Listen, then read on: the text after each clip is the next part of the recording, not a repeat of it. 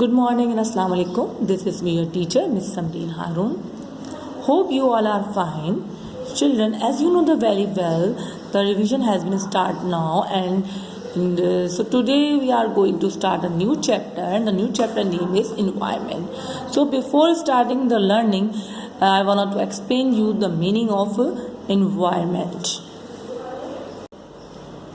Yes, the meaning of environment is the surrounding or conditions in which a person, animal or plants live.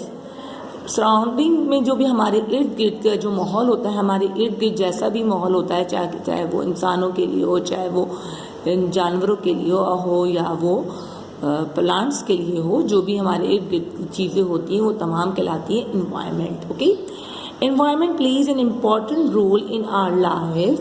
We all dependent on the environment for food, air, water and the other needs.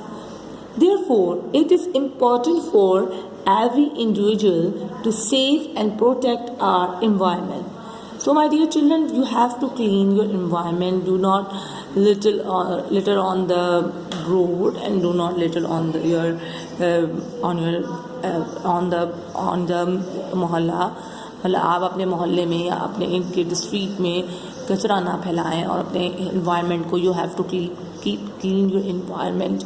Okay, so I hope you will understand this. So start to learning of this chapter. So please open your copy.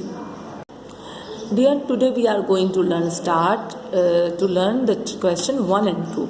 So our question number 1 is, what can we do to keep our environment clean? We can keep our environment clean by not littering. हम अपने environment को कैसे साफ सुथरा रख सकते हैं? So we can keep our environment clean. हम अपना environment clean कैसे कर सकते हैं? कि not be littering. Okay, littering mean is फेंकना, कचरे को फेंक कर, कचरा ना फेंक कर हम अपने environment को साफ कर सकते हैं और साफ सुथरा रखना है हमें अपने environment को. तो फिर हमें चाहिए कि हम कचरे को ना फेंकें. और the question number 2 is, name 2 things that pollutes our environment. कौन सी 2 चीज़ें जो कि हमारे इन्वायरमेंट को पोल्यूटेड करती हैं, बहुत आलूदा बनाती हैं?